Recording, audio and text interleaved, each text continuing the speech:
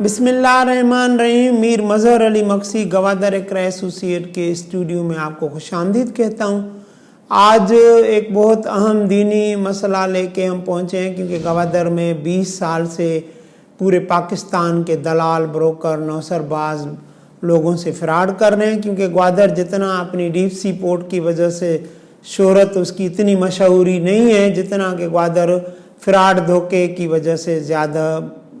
مشہور ہے۔ تو آج ہم نے ایک دینی اسکالر کو تکلیف دی ہے۔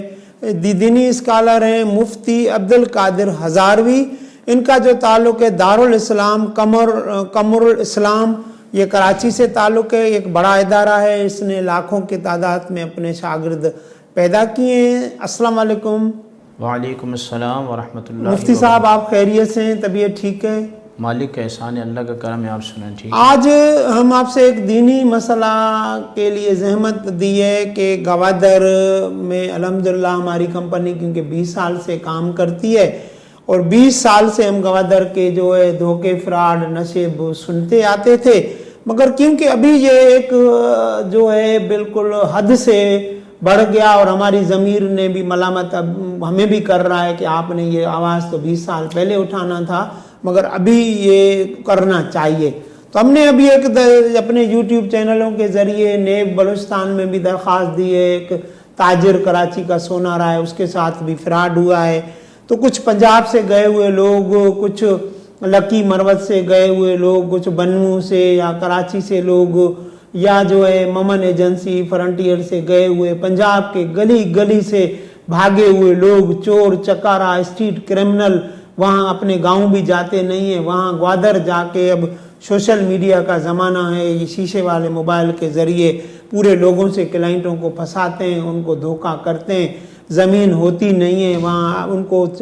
موضع چھاتانی بل پورا لاکھوں ایکڑ کینسل ہو گیا، زبارڈن کینسل ہو گیا، 18,000 پانوان، 12,500 جنوبی آکڑا، 4,000 فائلیں جو ہیں اس میں نیوٹاؤن فیس 4 ایکسٹینشن میں، 10,000 ایکڑ کارواڑ موضع میں بھی کینسل ہونے جا رہی ہے، 581 فائلیں جیڈا میں کینسل، نیب کیس، جو زندگی میں لوگوں نے کمایا تھا ان چیٹر، دلال، بروکر، نوسر بازوں نے ان کے ساتھ فراڈ کر کے دھوکہ کر دیا ہے۔ اب ان کو جو لوگ فون کرتے ہیں، جنہوں نے ان کے آواز اٹھایا ہے، جنہوں نے ان کے خلاف کیسز کیے ہیں، ان کو گالیاں دیتے ہیں، ایسوسیشنز بنائی ہوئی ہے، ان کو بیٹھ کے یہ جو برا بھلا کہتے ہیں واٹس ایپ گروپوں پہ۔ اب ان کے خلاف FIA بھی ایکٹیو ہو گئی ہے، بلوچستان کا جو وزیر اعلیٰ بھی ان کے خلاف اب ہو گیا ہے، commissioner Makran division, DC Gwadar, ادارے اب ان کے خلاف موومنٹ میں، وزیر اعظم ہاؤس بھی ان کے خلاف ایکشن میں آ گیا ہے۔ تو آپ مجھے یہ بتائیں گے کہ جو قومیں جو گزری ہیں، ایک کم 1,24,000 پیغمبر، نبی، اولیاء اللہ، صالحینوں کی، وہ بھی اپنی امتوں پہ بڑا ظلم، اپنے نبیوں پہ ظلم کرتے رہے۔ تو ہماری جو امت ہے، انہوں نے ہمارے خاتم النبی پہ بھی ظلم کیا، ان کی اولاد کو بھی کربلا میں قتل کر دیا، بیویوں کو در در بھی پھرایا، مگر ابھی خاص کر کے 2020 میں آج ہم بیٹھے ہیں، 21 میں بیٹھے ہیں، تو یہ معاشرہ میں آخر جو فراڈ دھوکہ ہے، اس کی دین اسلام قرآن میں یا اللہ کی نگاہ میں ان ظالموں کے لیے کیا فتویٰ ہیں، اور دین ان ظالموں کے لیے کیا کہتا ہے مفتی صاحب؟ بسم اللہ الرحمن الرحیم۔ الدین یسر، صدق رسولہ النبی الکریم، صلی اللہ علی النبی الامی الرؤوف الرحیم۔ بہت شکریہ جناب مکسی صاحب، آپ نے ایک بڑے اہم نقطے کی طرف توجہ دلائی ہے۔ سب سے پہلی بات یہ ہے کہ جو آپ کا سوال ہے یہ زمین کے متعلق ہے۔ جی، زمین، پراپرٹی۔ جی، پراپرٹی کے متعلق ہے۔ اس میں ایک بیچنے والا ہوتا ہے اور اس میں ایک خریدنے والا ہوتا ہے۔ قرآن اور حدیث کے اندر یہ بات واضح طور پر بیان کر دی گئی ہے، کیونکہ اس کا تعلق معاملات کے ساتھ ہے، کہ جب آپ کسی چیز کو بیچیں یا کسی چیز کو خریدیں تو اس کا وجود ہونا بے حد ضروری ہے۔ جب تک اس کا وجود موقع پہ وہ چیز ہونی چاہیے اس کا وجود، کیونکہ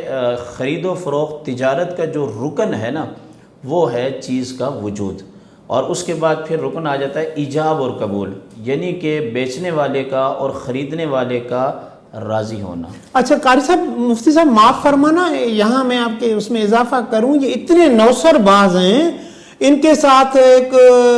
باجوہ دستاویز پہلے گوادر میں لکھتا تھا، وہ دستاویز بیچتے اب اتنا ایکسپرٹ ہو گیا ہے کہ پہلے اس چیز کا وجود بناتے ہیں، اداروں کالی بھیڑوں کے ساتھ مل کے جعلی وجود بناتے ہیں، پھر وہ ایک 100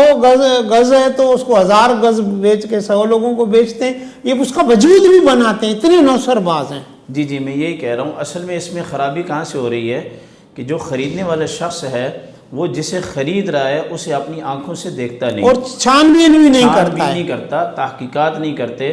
بس وہ پیسے کی ریل بیل میں اگر کسی نے کہا جی کہ اتنے کا پلاٹ ہے اور اس کی ویلیو یہ ہے، وہ بنا دیکھے اس کی پیمنٹ کر دیتے ہیں۔ اچھا دوسرا یہ نوسر باز کو سستے کا بھی دھوکہ دیتے ہیں کہ سستا دے رہے ہیں ہم۔ جب زمین موجود نہیں ہوگی، مبی موجود نہیں ہوگا، تو وہ جتنا سستا کر کے بیچیں گے اتنا زیادہ انہیں فائدہ ہوگا۔ جہاں تک فراڈ کی بات ہے، دین اسلام نے ان چیزوں کے بارے میں جب واضح طور پر بیان کیا کہ بائع اور مشتری اور چیز کا موجود ہونا، ہر عیب سے پاک ہونا اور اس کے ملک میں ہونا اور قیمت وغیرہ کا کھڑا ہونا، اس کے بعد دوسری جو بات ہے وہ یہ ہے کہ قرآن کریم نے جا بجا یہ کہا ہے یا ایھا الذین آمنوا کلوا من طیبات، اے وہ لوگ جو ایمان لائے پاکیزہ چیزوں سے تم کھاؤ۔ اب دو چیزیں ہوتی ہیں، ایک تو جس چیز کو آپ بیچ رہے ہیں اور خرید رہے ہیں وہ حلال ہونی چاہیے، کیونکہ حرام کی بے مسلمان کے حق میں جائز نہیں ہے، اور دوسرا وہ حلال ذرائع سے، یعنی جس چیز سے آپ حاصل کر رہے ہیں وہ بھی جائز ہونے چاہیے۔ جہاں تک فراڈ کی بات ہے، اگر کوئی بندہ کسی مسلمان کا ادنا سا بھی حق مارے گا تو قیامت میں وہ اس وقت تک جنت نہیں جائے گا جب تک اس حقدار کا فیصلہ نہیں ہو جاتا۔ چنانچہ نبی کریم علیہ السلام کی حدیث پاک ہے، آپ علیہ السلام نے فرمایا جس شخص نے فراڈ کا یا حرام کا مال کمایا اور کمانے کے بعد اس کو کھایا تو فرمایا کہ اس سے جو پروان چڑھے گا گوشت، قیامت کے دن وہ گوشت وہ بدن جنت میں داخل نہیں ہوگا۔ یعنی کہ دنیا میں ان کی سزا یہ ہے کہ یہ لوگوں کے سامنے نہیں آتے، یہ چھپتے ہیں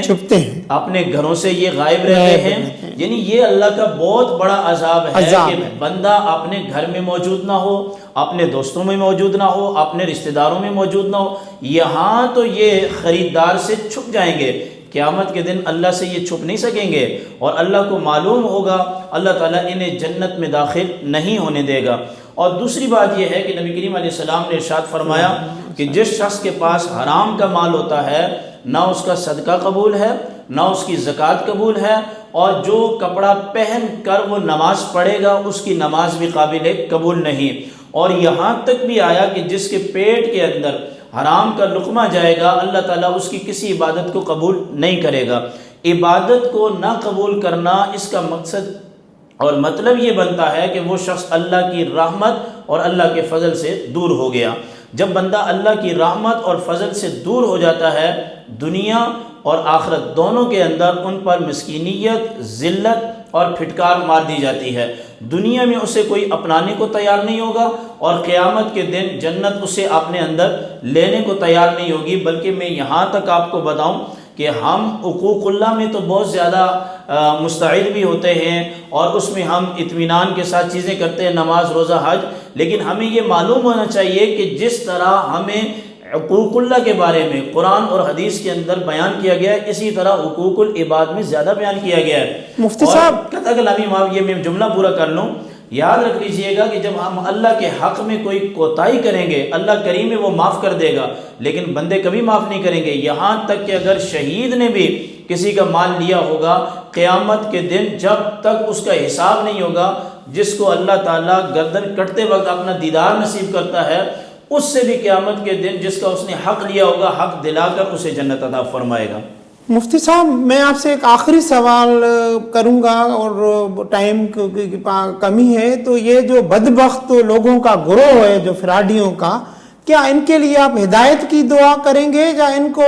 کریں گے کہ گم غرق ہو جائیں اور ان سے لوگوں کو اللہ نجات دلائے؟ تو آپ کون سی دعا کریں گے قوم کے لیے؟ ہم ان کے لیے ہدایت کی دعا کریں گے، لیکن ہم ساتھ میں یہ بھی دعا کریں گے، جس طرح کہ آپ نے ملکی اداروں کا ذکر کیا، اللہ کرے ہمارے اداروں کے اندر ایسے نیک سیرت افیسر آئے کہ جو فراڈ کو، بلوکر کو زمین ہوتی نہیں ہے، عام لوگوں سے پیسہ لے کر ہڑپ کر دیتے ہیں، ان کو جو ہے کرار واقعی سزا دی جائے، اور جو سزا اور جزا کا نظام ہے عدالتوں کے اندر، اگر اسے سخت کیا جائے تو یقیناً یہ جو جرائم ہیں ان میں روک تھام بھی ہو سکتی ہے، اور لوگوں کو ان کے حقوق اور ان کے جو معاملات ہیں وہ درست طریقے سے ان کی دہلیز پر پہنچنا بھی شروع ہو جائیں گے۔ لیکن میرے اور آپ کے ہدایت کی دعا کرنے سے یا ان کے لیے ہم بدعا کریں، اس سے تو چلو کچھ نہ کچھ یہ ہے کہ اللہ کی نظر میں دعا قبول ہو یا نہ ہو، وہ ایک الگ مسئلہ ہے، لیکن جب تک ریاست ان کے خلاف کارروائی نہیں کرے گی، انشاءاللہ ابھی ریاست ایکٹیو ہو گئی ہے اور ہم نے ریاست کو بیدار کیا ہے، تو اب میں دعا یہ کروں گا، آپ کا سوال یہ ہے کہ اگر ہماری ریاست اس کے خلاف ایکٹیو ہو گئی ہے تو اللہ تعالیٰ ہماری ریاست کو غلبہ عطا فرمائے، میں یہ دعا کروں گا۔ جب ریاست کو غلبہ مل جائے گا تو مجرم جو ہیں یہ خود بخود گرفتار ہو جائیں گے۔ مفتی عبدالقادر ہزاروی صاحب، آپ کا بہت بڑا شکریہ، آپ نے اپنی مصروفیت سے ٹائم نکالا ہمارے لیے۔ تو ہم دعا کرتے ہیں کہ اس گروہ کو اللہ پاک ہدایت کرے کہ نیک رستے پہ آئے، خود بھی حلال کھائیں، اپنی اولاد کو بھی حلال